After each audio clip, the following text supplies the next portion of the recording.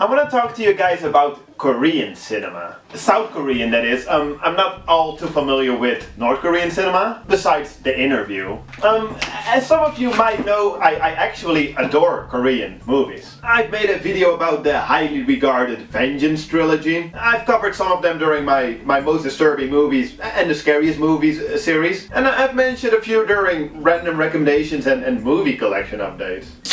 See, the thing is, in the last 15 years or so, basically since the turn of the century, the millennium, the South Korean film industry has been kind of booming. And I could go into the whole history of Korean cinema, but I actually much rather just talk about the movies themselves. And at least in this part, because I am planning on making this a series. And this first part is going to be about the movies of Bong Joon-Ho. And get used to that, because I am gonna mispronounce basically every name in all of these videos. But I am gonna do it consistently, you know, with the family name first, because that's how they roll in Korea, right? Also, don't think that I'm trying to act like an expert here, because I really am not. Really, I'm just a fan. And I thought it would be cool to share some of these movies with you guys, you know, in case you're not familiar with them. And if you are, we can always just have like a little conversation like going on in the comments, whatnot. So, Bong Joon-Ho. After directing a few shorts and working odd jobs for other filmmakers, he made his feature-length directorial debut with, well, you know what they say, barking dogs never bite. Besides directing, he also co-wrote the screenplay. And well, this movie basically already shows his eye for originality and detail. And well, definitely his use of dark comedy, which will be a very consistent theme throughout all of his movies. You know, his whole career. So, let's see. Asking someone what this movie is about is kind of a mean thing to do, because what is this movie about? If you read any short plot description, you know, like on IMDb or the back of any release, it'll most likely tell you that it is about a man who's annoyed by a barking dog somewhere in his apartment complex and decides to take some drastic measures. Which is kind of true, I mean, that does happen, but I feel like that's not really what this movie is about. If anything, it's about chasing success, and then also the question if success actually brings happiness. Director Bong, he usually has some underlying social commentary running through his movies, and I feel like in this movie it's really about the obsession for wanting to achieve success, you know, being successful. And that's great and all, but what do you get as a viewer? Well, I actually feel like this movie almost just plays as a bunch of small vignettes that together make up the whole movie, if that makes sense. For example, there's this funny little scene where the main character, this unemployed college professor, is having an argument with his bitchy wife about how far back the convenience store is, and then they make this bet over it. It's quite irrelevant, but it's fun. The other main character that we follow in this movie is this girl who works at some sort of post office or something. That was never really clear to me. Anyway, here she notices a lot of people bringing missing dog posters. And then eventually the path of these two characters cross, but the girl doesn't know that the man is responsible for those missing dogs. Yeah, if you love dogs, you might get a little upset with the main character, because he obviously doesn't. It is kind of a problem though, because this really sort of makes the main character, you know, quite unlikable. As well as his annoying wife, Jesus. That definitely doesn't help the movie. But I'd still say it's worth checking out. It might lack in focus. I feel like there's perhaps too much going on that doesn't really lead to anything. But it's fun in a somewhat odd way. And don't worry guys, no dogs were harmed during the production of this movie. Or, well, that's what it says here, I believe. I mean, that's what the subtitle said. Anyway, definitely not his best movie, but it sure as hell is original. Perhaps a little too slow and maybe a little too long. And that's, you know, like I said, it just kind of lacks focus, and it mostly feels as a bunch of separate vignettes like thrown together. But still, I like it. But if you're still like, oh, I'm not impressed with his so-called Korean cinema, well, luckily for you, his next movie is actually widely regarded to be one of the best Korean movies ever made. And that, of course, is Memories of Murder from 2003, so wow, well, let's take a look. It's obvious that director Bong, who again also co-wrote the screenplay, got to work with a bigger budget here, as this is simply just a much bigger movie. Here we also witness the start of Bong's professional relation with actor Song Kang-ho, who became a bit of a big star in the previous years, most notably for his performance in JSA, directed by the guy who brought us the Vengeance trilogy. Here, in this movie, he plays Detective Park. It's the mid-80s, and there's a string of murders that seem to be the work of one serial killer. Park is put on the case, but he and his colleague are so incompetent, really to a comedic degree. For example, he figures that, well, since there's no traces of pubic hair on the raped and murdered victims, the killer must be bald down there. So he goes to a sauna to look for guys who are bald down there. It's quite professional. Eventually they're joined by Theo, a detective from Seoul, Jesus Christ, who has a much more professional approach, and he's really like, dude, these guys suck. And well, that's basically the whole story. We follow this inept, unethical police squad trying to solve a murder mystery. One that's based on the actual, real-life, unsolved murder mystery. So, what makes this movie so well beloved? It's a good question. I think mostly just because it's very well made. It all adds up. The acting, the cinematography, the music, the pacing, it all fits so well. If anything though, in my opinion, it might be a little too long at over 2 hours. But on the other hand, this somewhat slow, or perhaps not even slow, maybe rather calm pacing, it works pretty well. Especially in combination with the cinematography, which shows us a lot of well-composed, single long take shots. Even the action scenes are calm, if you will, but still very cool. It's so awesome to see fight scenes like this without those zoomed in shots and fast cuts, you know? In the end, it's just a quite captivating murder mystery, often referred to as one of the best serial killer movies out there. A serial killer movie that's seriously funny, but at the same time just as much pretty sad and melancholic, especially towards the ending.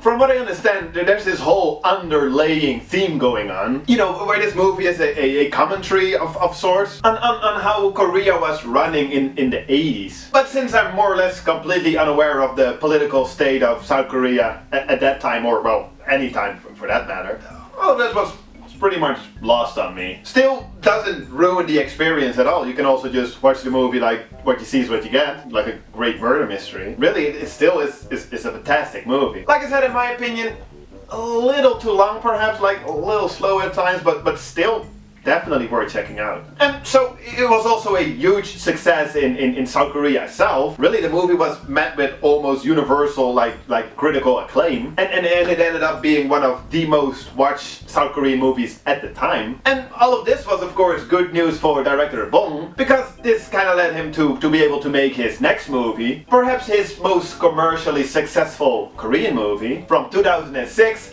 The Host. Oh, this one, The Host. Let's see. You like obvious backstories? How about a monster movie where the opening scene shows a guy dumping toxic waste down the drain that ends up in the river?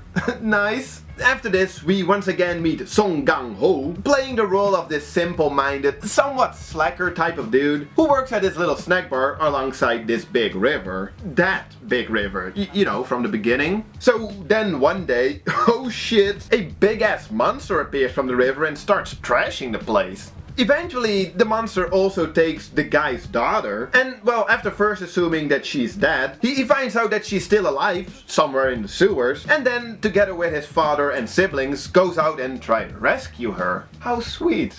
So, one of the first things that's often brought up when it comes to The Host is the creature. Specifically, how it looks. And sure, the monster looks cool, but the CGI is quite dated. Or perhaps it was just never all that good to begin with. And while I have to admit that this was quite distracting for me at first, since you know, he often looks so obviously artificially added, like he doesn't appear to have any physical weight, like he's obviously not really there. But it didn't ruin anything for me. It's really something you should be able to look past, because there is actually a pretty cool movie going on here. it doesn't waste any time. Within 10 minutes we get to see the monster, and I love how there's no like slow reveal, like towards the end you just get to see him like all together. It's really just like boom, broad daylight, here's the monster, deal with it. It's like the movie knows you're familiar with monster movies and therefore goes the extra mile to be surprising and unexpected.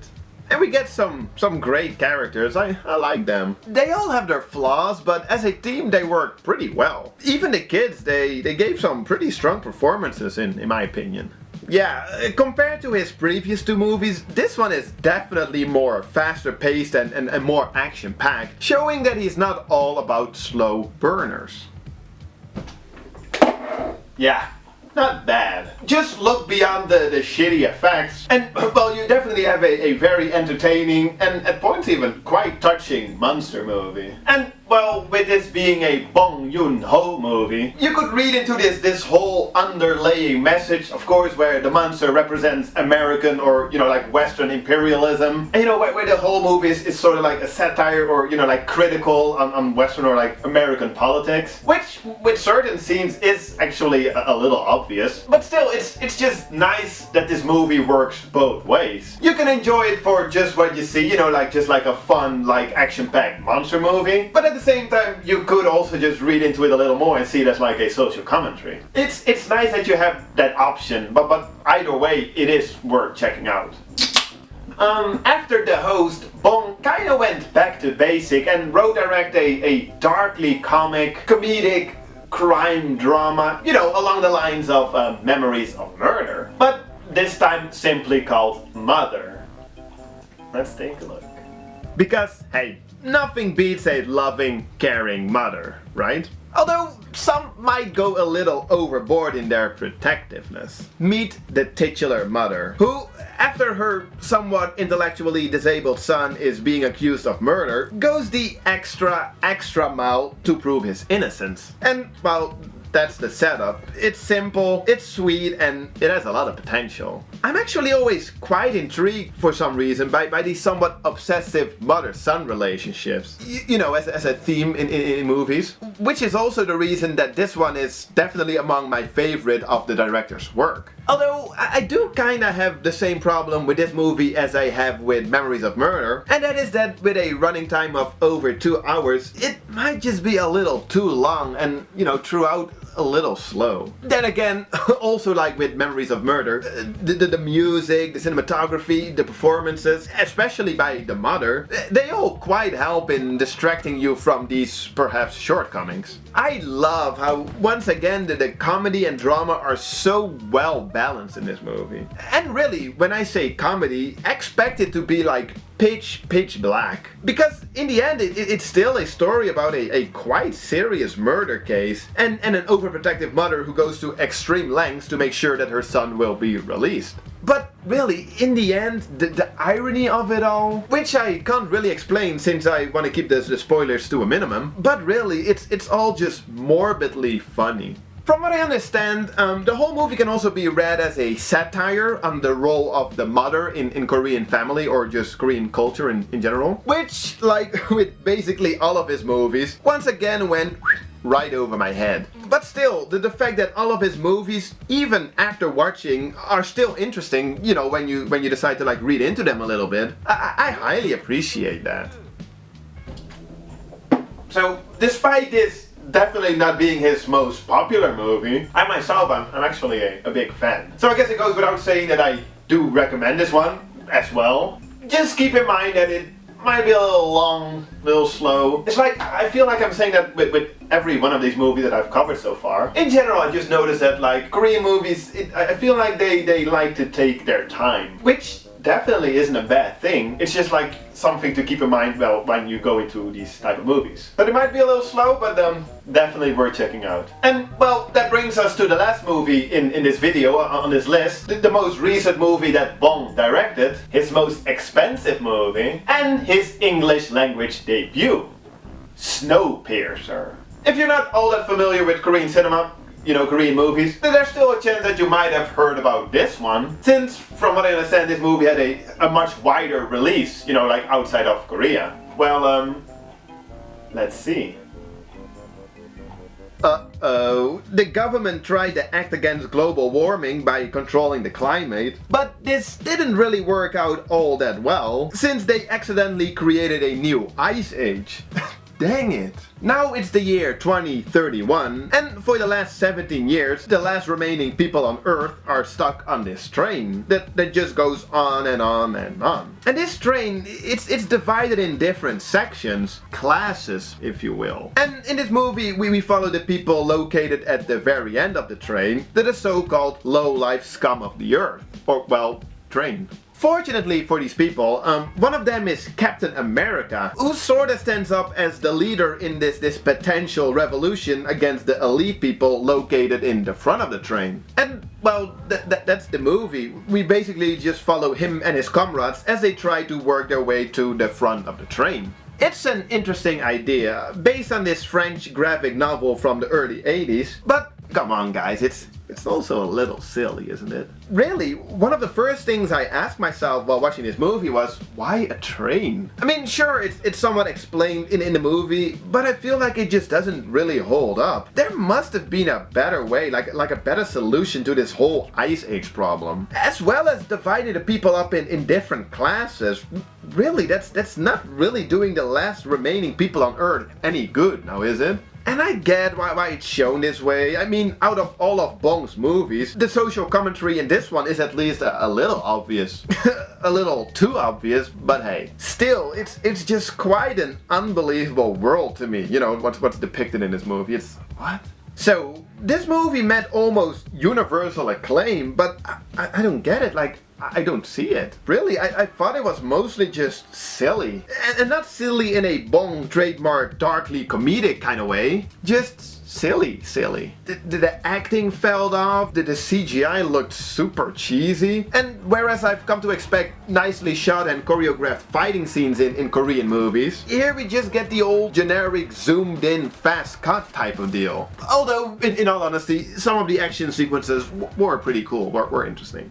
I don't know. I mean, I wish I liked it better. I mean, the concept, if you don't overthink it, it is pretty cool. But for me, the whole movie, it was mostly just silly, and a lot of stuff just didn't make any sense to me. It was cool though to see Song Kang-ho again, and the girl who played his daughter in The Host. That was nice, and I actually quite enjoyed Tilda Swinton's over-the-top ridiculous character.